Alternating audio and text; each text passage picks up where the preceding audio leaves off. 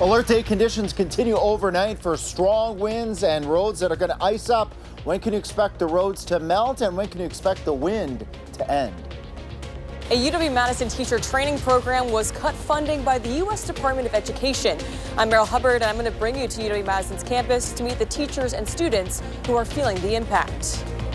And later, a man suffers life-threatening injuries after a fight outside a Madison bar, even with a suspect in custody. Why investigators are asking witnesses to come forward.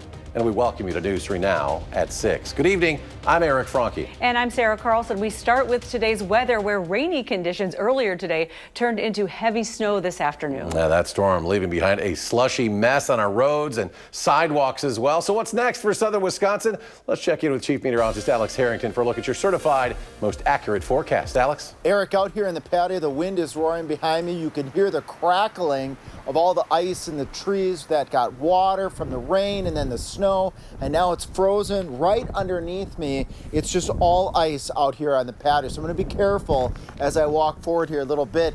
The good news is that the snow, now we need the precipitation, but Radar 3000 is showing that the snow now is exiting off towards the north and towards the east, up towards Columbia County, Marquette, and Green Lake counties. A few snow showers left and a couple of flurries out here on the patio. The rest of southern Wisconsin showing areas south and west of Madison that snow has ended and future track is showing the snow continuing to progress off towards the east. And now, as you were saying, Eric, what's next? We turn our attention over to icy conditions that are developing as we speak, because temperatures are falling. Wet roads, slushy roads, that's all turning to ice, especially on those untreated surfaces. And then, of course, we have the roaring winds, like I said, behind me, are crackling through the trees with the ice and the snow. And the trees gusting at times today, 40 to 50 miles per hour. In Maine weather, I'll let you know when the icy conditions will melt and when the snow that's now, or when the wind that's now blowing snow from the top of our building off at me, when will that wind end? That's coming up. All right, lots of changes. Thank you so much, Alex. And here's a look at the current road conditions according to the Department of Transportation. The green lines mean good winter driving conditions, so it's not too bad. Probably some of those northern areas. Blue means partially covered with snow. Right now, all roads, as you can see, are pretty much green. And stay up to date with the weather with our First Warn Forecast weather app, hourly forecast, road conditions, and the latest radar. You can download it for free in your phone's app store. Just search WISC weather. Citing diversity, equity, and inclusion initiatives, the federal government is draining funds from local education programs. Our Meryl Hubbard shows us what one UW-Madison program is losing. Since President Trump took office, the U.S. Department of Education has terminated more than $600 million for teacher training grants. This includes the UW-Madison Teacher Residency Program, or TRP, that aims to address teacher shortages in special education. I'm working with a past version of myself. I grew up with 2 disabilities and in a resource room. John Sanger is one of 13 master's students training to be a special educator. For me, it's like becoming my case manager that I had. I had Mrs. Brugger. I want to be that person for someone else. And I really think that this program is going to give me a real fair shot at doing that. After their certification, everyone in the program commits to working in Milwaukee Public Schools for at least 3 years. I'll give them 30. Because that's what I'm willing to do for the kids that I'm going to work with. But now the program is penniless. There was a similar pattern of getting an email in the evening saying that your grant had been terminated effective that day. In February, Program Director Kimber Wilkerson, along with her colleagues, received an email from the Department of Education. The email reads in part, quote, "The department's grants do not support programs or organizations that promote or take part in diversity, equity, and inclusion, DEI initiatives, or any other initiatives that unlawfully discriminate." To just change the terms of that arrangement literally overnight feels disruptive. As for John, he says he doesn't see any, quote, unlawful discrimination. We are trying to create the best possible human to be in the classroom with these students. That best possible human comes out of merit. He says there are no shortcuts for his classmates or for his future students. The standards are maintained because we're working with real kids. These are real students whose lives are actually impacted by what we do every day. Kimber tells me they're in the process of writing an appeal to the U.S. Department of Education. Their hope is that they're going to be able to continue the program and their efforts to help children with special needs in Milwaukee schools. Merrill Hubbard reporting there. Thank you, Merrill. The program director says they're going to find a way to get all of the currently enrolled students across the finish line to earn their certifications. Another inmate at the Waupun Correctional Institution has died. The Department of Corrections offender website says 23-year-old Damian Evans died yesterday at the institution. This marks the 6th time an inmate has died there since June of 2023. Now, 2 of those deaths have resulted in criminal charges. The Dodge County Sheriff's Office confirmed an investigation into this latest death is underway, but did not provide any further information. The Dodge County Sheriff's Office is looking for a woman who left jail for work and did not return. Alyssa Lehman is in jail on a 4th offense OWI with Huber privileges. They allow her to leave the jail for work and medical appointments. The Sheriff's Office says Lehman left Tuesday to work in Horicon. She then left work early to go to a Walgreens in Beaver Dam and was last known to be at a Super 8 motel that afternoon. The Sheriff's Office says she's wearing a heavy gray jacket, blue jeans, white shoes, and a gray knit cap. If you have any information about where she might be, you're asked to contact the Dodge County Sheriff's Office at the number there on your screen. Now to a weekend bar fight that left a man with serious injuries. This happened last Saturday, at Jerry's Place in the town of Blooming Grove here in Madison. Our Tanisha Shaw has more. A night out turned violent Saturday. There was a confrontation between 2 men who had a disagreement in the past. Dane County Sheriff's Office says the 2 men got into a fight outside of Jerry's Place bar. It's our understanding that these 2 men knew each other previously and that there had been some kind of disagreement, and that's what resulted in this situation happening. The Sheriff's Department says LaRon Smith Brookins approached a 46-year-old man inside the bar. Moments later, the 2 fought outside. The fight escalated from fists to a weapon. During their argument, one of them brought out a box cutter. Smith Brookins is now facing 6 charges related to this fight, including first-degree reckless injury. The 46-year-old is now fighting for his life with serious injuries. He ended up being taken to an emergency room, which is how law enforcement found out about what had happened. We don't know exactly where the fight took place, but we know it happened somewhere in this vicinity outside of Jerry's Place that's right behind me.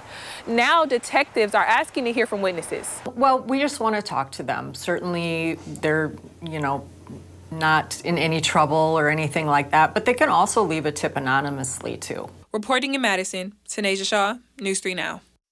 Tanisha, thank you. Now, if you saw this fight last Saturday night, detectives are asking you to call Madison Area Crime Stoppers at 608-266-6014. Police arrest a man yesterday after they say he led officers on a chase. The suspect, a 36-year-old man, allegedly drove away from the state patrol with a stolen license plate on his vehicle. Officers then spotted the car just after 3 in the morning. They attempted to pull the vehicle over, but the driver again sped off. A tire deflation device was successfully used. The driver then hit a stoplight before driving down an embankment through a chain link fence into a parking lot. Police say the driver then tried to run away from the vehicle but was caught. Still ahead on News 3 Now at 6. Coming up, a long-standing Madison cheese shop owner says executive orders and federal policies are hurting not only his business, but the entire dairy industry.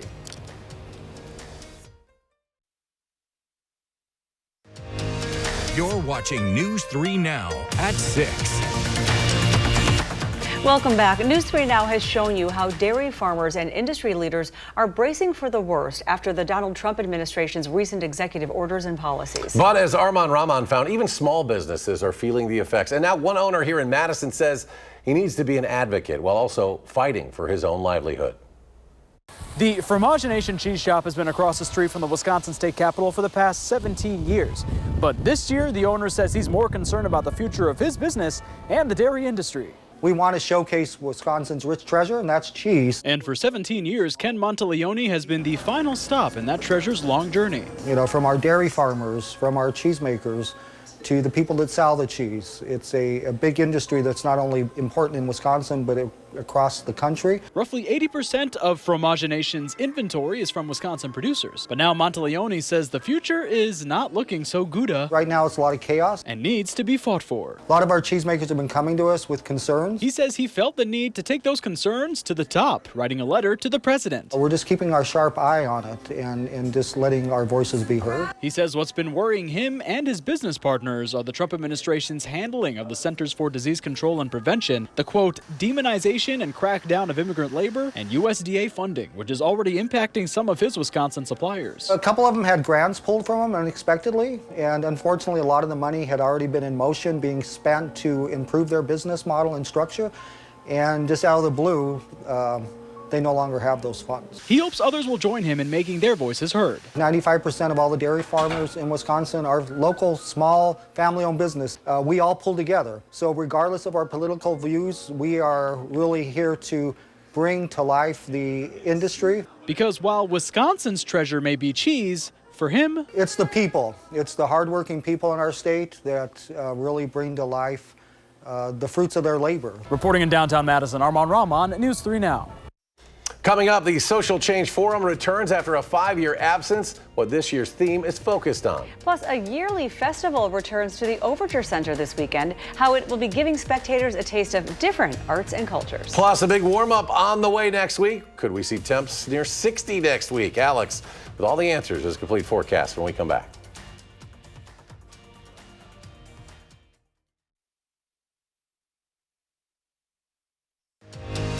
You're watching News 3 Now at 6. Welcome back, everyone. Tomorrow morning, community members are invited to attend the Social Change Forum at the Overture Center. This after a 5-year-long absence. The theme for this year's event is Trust and Surrender. It begins at 8:30 a.m. and runs until 4 o'clock p.m. Now, the goal is for participants to not only find deeper trust in their skills and talents, but also to surrender to what is being created for them in the process. We have to strengthen our community bonds more than ever right now. There's no way around it. No matter where you sit in this country right now, we need to deepen our community bonds. And so that's alone why we're coming together this year for the Social Change Forum. Rhonda Davis from the University of Wisconsin Literacy Link is this year's morning speaker. And then Ananda de Oliveira Murilli, who's co-founder of Nina Collective Cooperative, is the afternoon speaker. More information on the event can be found on the Social Change Forum website, and that's linked to channel3000.com. Also at the Overture Center this weekend, you can experience global arts and culture at the International Festival. This Saturday, 10 to 5, you can enjoy nearly 30 free performances throughout Overture by artists who call Dane County home. It's not just music and cultural performances. There will also be different kinds of food from all around the world to try out as well. It's a great day for people to come here and just be in this space and experience high quality performances and get a taste of all of the different cultures that make up Madison. So we're seeing our neighbors up on those stages, and it's really great to be able to see what traditions they may hold to and enjoy doing year after year.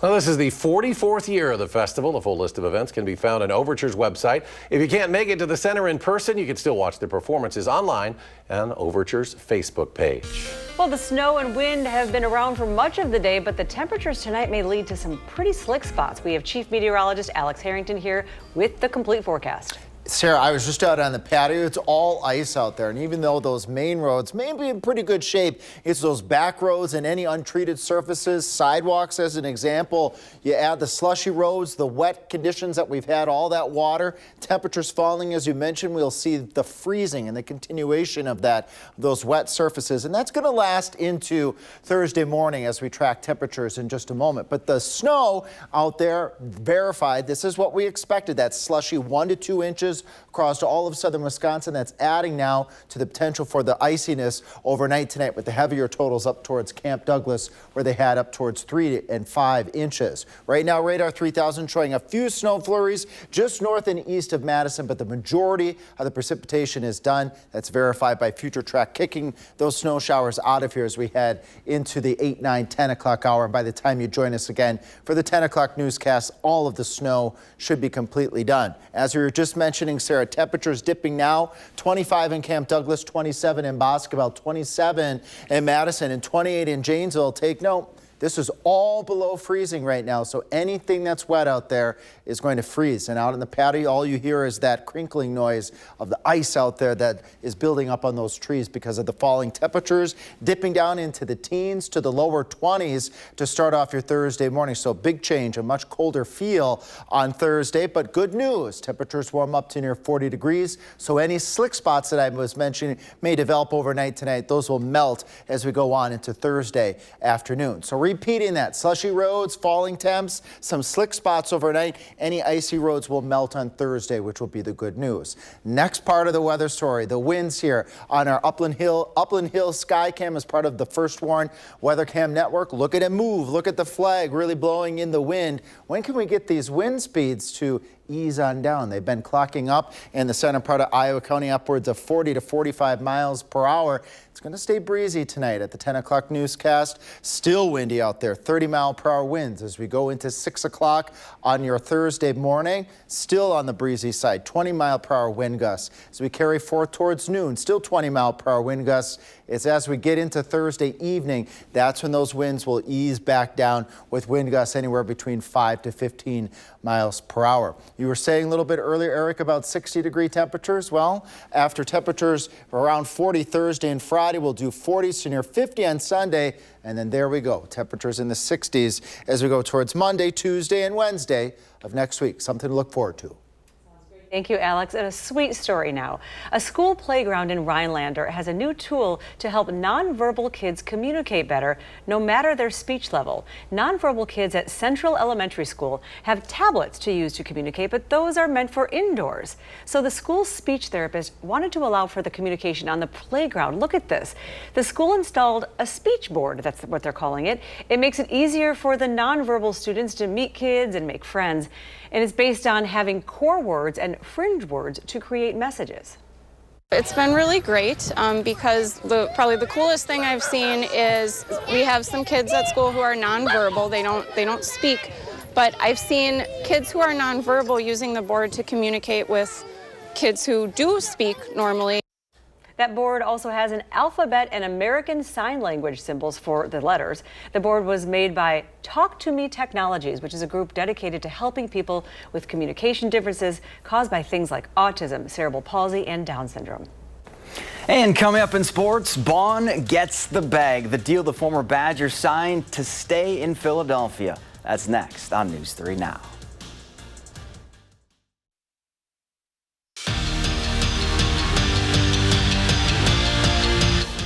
There's no more margin for error now for Mike Hastings and the Badger men's hockey team. It's time for the Big Ten tournament.